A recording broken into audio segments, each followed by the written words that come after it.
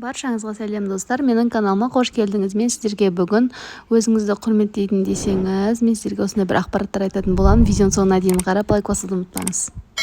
Үйлесімді қарым-қатынас пен бақытты отбасының махаббат пен өзара сыйластықсыз елесу мүмкін емес. Сонымен қатар бұл екі элемент өзара тығыз байланысты. Бірақ кейде күйеуінің оның құрметтемейтіндігін айтып шағымданатын әйелдер кездесіп жатады.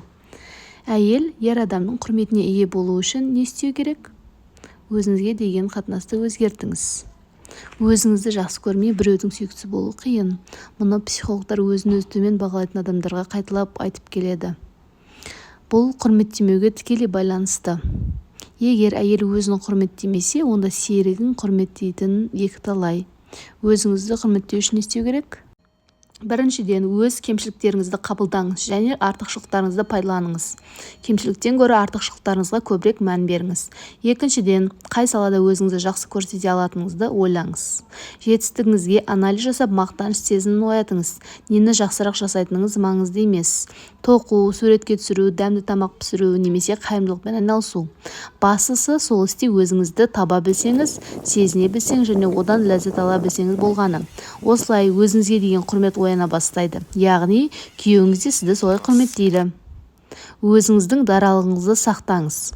Кей әйелдер шоу-бизнес, актриса, блогер, құрбы немесе басқа адамдарға еліктеп, соларға ұқсағысы келіп, тіпті солардың әрекеттерінде қайталап жүреді. Кейде еліктегені соншалық олар өздерін жоғалтып алып жатады. Біреудің құрметіне ие болу үшін әйел өзінің қасиеттерін сақтау керек. Әркім өз даралығын түсінуге тырысып, оны әрі қарай дамытуды ойлау керек. Әлемде түрі, мінезі, ойлау қасиеттері және тағы басқа жағынан дәл сияқты адам жоқ екенін түсініңіз. Өз күшіңізге сеніңіз, өз даралығыңызға басшылыққа алыңыз. Басқаның ойымен жүрмей, өз қалауыңызды жүзеге асырыңыз. Қатынаста келісімге келе білу маңызды, бірақ өз серігіңіздің, күйеуіңіздің барлық айтқандарымен келісу дегенді білдірмейді. Жағдайға да қарап, өзіңіздің ойыңызды айтып, бір келісімге келісуге тырысыңыз. Өмірге деген көзқарасыңызды, қызығушылықтарыңызды ер адамның көңілінен шығу үшін түбегейлі өзгерудің қажеті жоқ. Ортақ хобби, қызығушылық міндетті түрде табылады. Егер сізге футбол көру ұнамаса, өтірік ұнайтынын айтып, өзіңізді қинаудың қажеті жоқ. Оған өзіне футбол көруіне уақыт беріп, шынымен де сізге ұнайтын іспен айналысыңыз. Ер адамды құрметтеңіз. Сыйға сый демекші, күйеуіңіз құрметіне ие болу үшін алдымен оны құрметтеп үйреніңіз. Егер әйел күйеуінен өз артықшылықтары мен кемшіліктері бар адамды көрмесе, оны жеке тұлға ретінде қабылдамаса, ер адам деп сыйламаса, құрмет туралы армандамаса да болады. Нәзіктігіңіз бен жұмбақтығыңызды ұмытпаңыз. Жан-жақты дамуға тырысыңыз. Ең алдымен өзіңіз үшін дамуға тырысыңыз және сол жаңа қасиеттеріңіз отбасылық өміріңізге қолданыңыз.